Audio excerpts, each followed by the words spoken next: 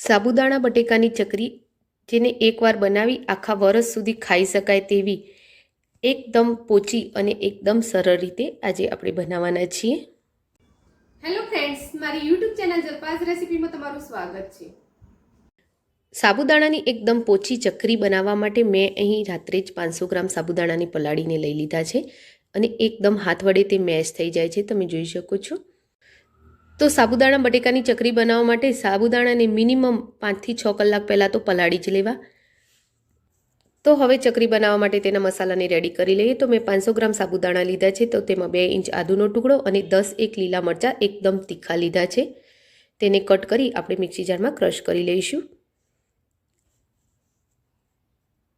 તો મરચાં મેં ક્રશ કરી લીધા છે, તો હવે આપણે તેને સાઈડ પર કરી લઈએ.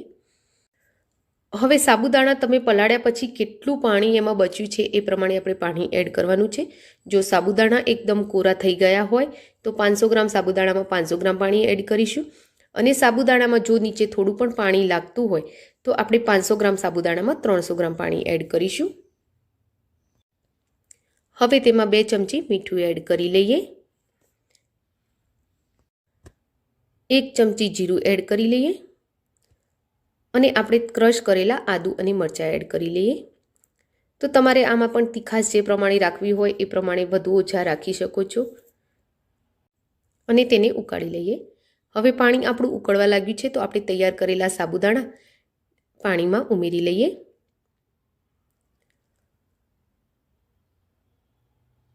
અને તેને બરોબર હલાવીને મિક્સ કરી લઈએ. તો ફ્રેન્ડ્સ, રેસીપીને આપણે આગળ જોઈએ તે પહેલાં એક રિક્વેસ્ટ છે. જો હજુ સુધી તમે મારી ચેનલને સબસ્ક્રાઇબ ના કરી હોય તો કરી લો. બાજુમાં આપેલા બેલ આઇકનના નિશાનને ટચ કરી ઓલના નિશાન પર ક્લિક કરો, જેથી કરીને તમને મારા નવા વિડીયોની નોટિફિકેશન મળતી રહેશે. હવે આપણે સાબુદાણાને પાણી સાથે સારી રીતે મિક્સ કરી લીધું છે, તો તેના પર ઢાંકણ ઢાંકી અને તેને થોડીવાર ચડવા દઈશું. અને વચ્ચે વચ્ચે આપણે આ રીતે ચેક કરતા રહીશું અને તેને હલાવતા રહીશું, જેથી કરી એ નીચે બેસી ના જાય.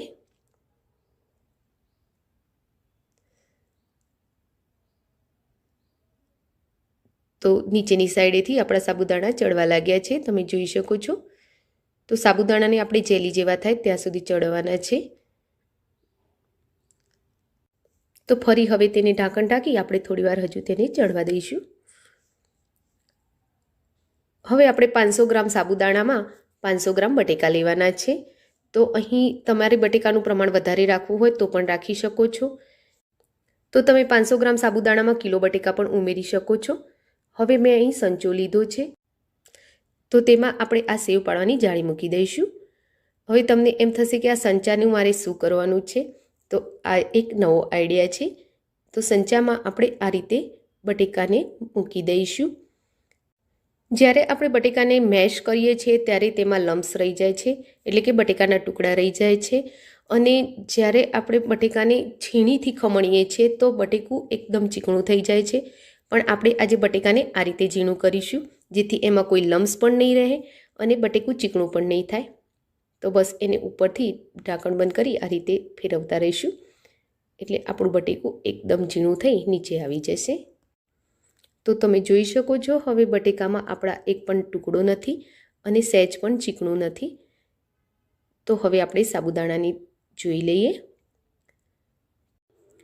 તો સાબુદાણા આપણા કમ્પ્લીટ ચડી ગયા છે, એકદમ જેલી જેવા થઈ ગયા છે, તમે જોઈ શકો છો.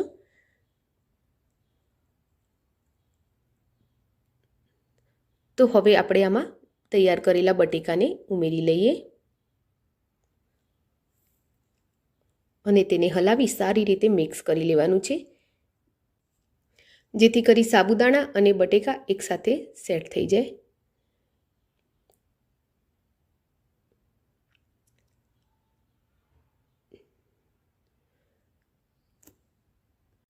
તો સાબુદાણા અને બટેકા સારી રીતે મિક્સ થઈ ગયા છે.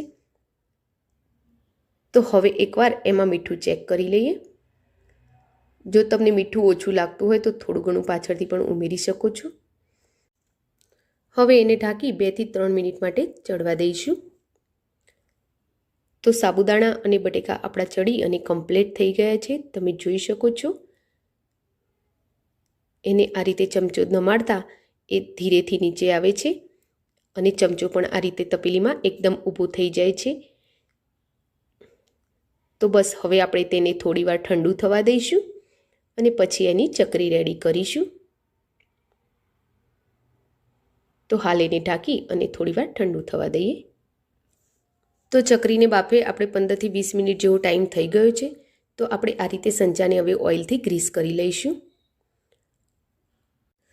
જો સંચો ના હોય તો તમે દૂધની થેલી યા પાઇપિંગ બેગ આવે જ છે તેનાથી પણ ચકરી પાડી શકો છો.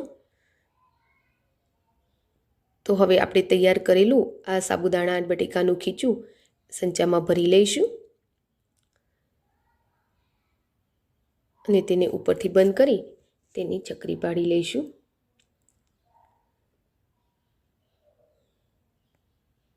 તો પહેલાં તો આપણે તેની સીધી લીટીમાં ચકરી પાડવાની છે, જે એકદમ સરળતાથી પડી જાય છે અને સુકાવામાં પણ ફટાફટ સુકાઈ જાય છે. તો આ રીતે ચકરી પાડવાથી એકદમ ફટાફટ સુકાઈ જાય છે અને પાડવામાં પણ તે એકદમ આસાની રહે છે અને તળવામાં પણ.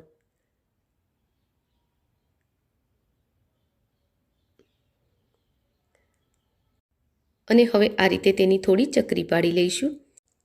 તો ચકરી પાડતી વખતે ખાસ ધ્યાન એ રાખવાનું છે કે આપણે સંચાને ધીરે ધીરે ફેરવવાનો છે. જો એને ફટફટ ફેરવીશું તો ચકરી તૂટી જશે અને આ રીતે ધીરે ધીરે ફેરવીશું એટલે કે જે રીતનું અંદરથી બેટર નીકળે એ રીતે આપણે તેને ધીરે ધીરે ફેરવવાનો છે અને ચકરીનો શેપ આપવાનો છે. તો આ રીતે આપણે થોડી ઘણી ચકરી રેડી કરી લઈશું. તો મેં અહીં ચકરીની સાથે સાથે આ રીતે થોડી ઊભી લીટીઓમાં પણ આ ચકરી તૈયાર કરી લીધી છે. તો ચકરીને તૈયાર થયા પછી મિનિમમ તેને 2 દિવસ તો સૂકવવી પડે છે. તો અહીં મેં 2 દિવસ સૂકવ્યા પછી આપણી આટલી ચકરી રેડી થઈ ગઈ છે. તો આપણે જે સીધી ચકરી પાડી હતી એ અને ગોળ ચકરી એમ બંને ચકરીઓ આપણી રેડી થઈ ગઈ છે. હવે આ ચકરીને હું તમને તળીને બતાવું.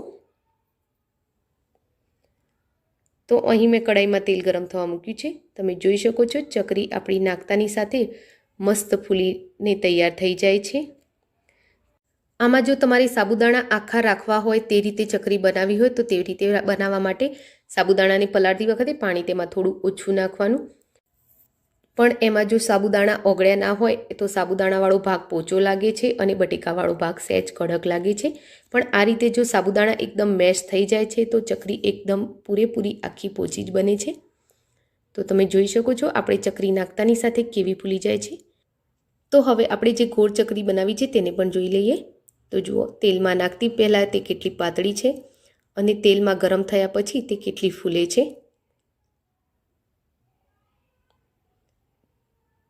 તો તમે જોઈ શકો છો ચકરી આપણી કેટલી ફૂલી અને પોચી થાય છે. તો ફ્રેન્ડ્સ જુઓ તમને મારી રેસીપી ગમી હોય તો તેને લાઈક અને શેર કરવાનું ભૂલશો નહીં. તો જુઓ હું એક ચકરી તમને તોડીને બતાવું કેટલી પોચી બની છે.